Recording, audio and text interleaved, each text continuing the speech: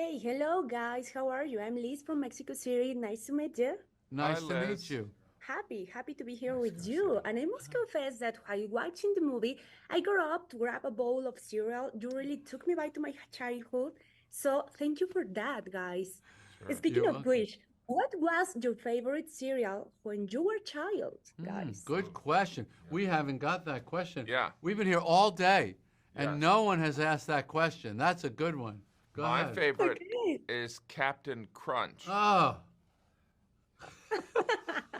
Do you guys have Captain Crunch in Mexico? of course. No, no, No? I don't have it here. I Ah. haven't. No I Crunch haven't either. I'm berries? sure it's on the way.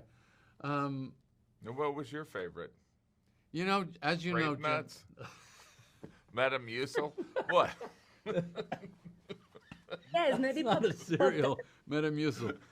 That will be my favorite cereal at the end, but not in the beginning. No, you know me, as I'm very pure. I always seek the essence of everything. Yes. To me, cornflakes, Yeah, cornflakes is amazing. it's great. Yes, It's good. Yeah. it is. Cornflakes Remember real the good. scene where we had to eat cornflakes over and over? Yeah, Did you? I think I had cornflakes. We did. We had, and I just kept eating it, and I got Yeah. sick that day. Because there's some sweetness in there. Of course there is. It's like ketchup. There's tons of sweetness in there. Yes. Those are my favorite too. So, Ah. could you share, Jerry? Could you share with us how the idea for Unfrosted come about? Is it true that originated from a bit during one of your stand-up comedy?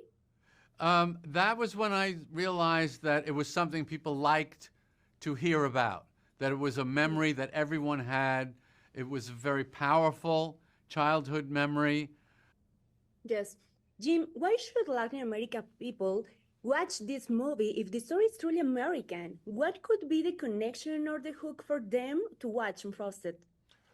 Well, I think that the movie is such a silly kind of absurd kind of analysis of how dumb humans are, and that's pretty global, right? And so the competition of these two companies to come up with this breakfast treat that, it doesn't necessarily even have to be Pop Tarts. It's just the insanity of this, how humans get caught up in competition. You can just replace Pop Tart with anything. With really. anything, yeah. Okay, the last one question. What if you have the opportunity to create a new cereal with Mexican ingredients? What would you choose? With Mexican ingredients, Yeah, please. Oh, like wow. beans and guacamole. I don't think churros.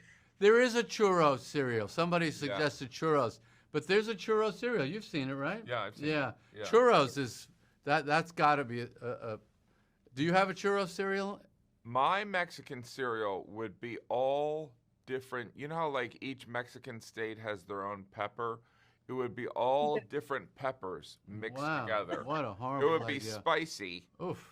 But you know what? Then I would ground up the peppers, and then I would add in onions and tomatoes, and I would call it salsa.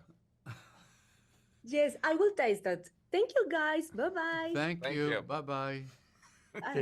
Hello. Guys, tell me something. In one sentence, can you tell us something about your character without spoilers?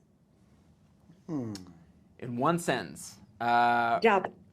Rick Ludwin is my character's name, and I play the often injured assistant to Amy Schumer. By her hand. Yeah. Yeah. It's a yeah. love-hate relationship. Yes, it is. Yeah. It is. Right? Or no? I think it's Mostly I think hate. it's a love Oh, relationship. it's Obsession. love. People show love in different ways. That's True. right. That's true. I play Sarah. Poppy Northcutt, who is the assistant to Bob Cabana, played by Jerry Seinfeld. So Woo! I am, keeping Kellogg's running with my notepad. Yep. And just being in charge of the taste pilot situation. Yes, that's your responsibility. Yes. Yeah. Thank you. Me, I play Milky Churning, who's head of the Milkman Mafia. And yes, I'm not happy at all that the Pop-Tart doesn't require milk. Yes. Christian, what did you think when Seinfeld, sorry, my dog, When Seinfeld I love called dogs. you to be part of the cast on this movie.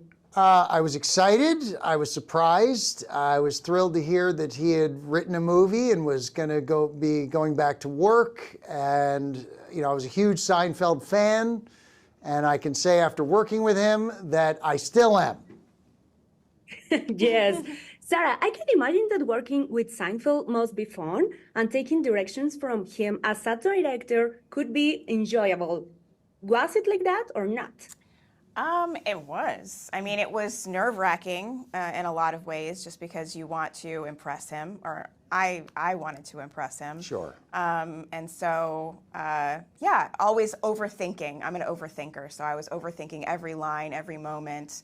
And sometimes, the script would change from week to week, and so you were not sure, like, is your line still there? Is your line changed? How are you, what's going to happen to it? So you just kind of had to roll with the punches. And by the end, it was like, oh, this is just an experience, like it's going to be what it's going to be. And that's kind of his whole MO. I feel like a lot of directors would have been even more like anxious and like everything has to be perfect. I feel like I would have been like that. If I was the director of this, I would have been so tense. Giving your lines, the things you wrote to different people, it's a lot of trust you have to have in people. And he trusted people. He trusted everybody that he chose to do the best job that he wanted them to do. And I don't know, I just think he was a very, very generous director. Super, super. Max, can you tell us something or the funniest moment that you had on the set with Seinfeld? The funniest, there was one moment where it was at the award show, and they, on the day, decided that Jerry had written a joke for me to say, and it was a very traditional joke, and he goes, say this and then laugh. And I go, okay, well, you say it first. And he goes, why? And I go, because I'm not going to tell a joke in front of you until I hear you say it first so I know how to say it correctly. And he goes, all right, well, just say it like this. And I went, okay, great, thank you. It's helpful to get a line reading. Love him. I love Love a line How do you want to say it? How do you, exactly, Yeah. Sometimes I get more direction from a line reading than I do from somebody who's trying to explain. Trying to direct you, Yeah. exactly. Just tell me what you want. Yeah, just exactly. it's not going to sound the same because it's me, Right. but I know what you want to do. And you'll put your spin on it. Yeah. It'll be fine. This is the last one question. If you have the opportunity to create a new cereal with Mexican ingredients, what would you choose? Wait, ask that again? Yes, if you have the opportunity to create a new cereal with Mexican ingredients, what would you choose? With Mexican Oh, ingredients? I know. I think I would do love like this. little mini churros. Mini churros. Mini churros. Yeah, mini churros. That's good. Oh cereal. my God, I love this. What about jalapeno? What would that be? I don't know. That sounds Be a disgusting. spicy way to start the day. Like a mole, like a mole. Ingredients. I Like hate a- mole. No, Thank you, this isn't a guys. conversation. She asked me a question. Sorry. Like a mole Cheerio. A mole Cheerio. I'm trying to come up with something. Yeah. Muy picante. Thank you, guys. Bye-bye. Kristen's I have to Kristen's go. career is over. What is picante? Spicy. Is that picante? Yes, Oh, yes, I See? think so. Yes. Thank you, guys. I have to go right now, but Don't thank you so go. much. Stay. That was fun. All right. I love the Mexican Bye. cereal. Bye. Yeah, that's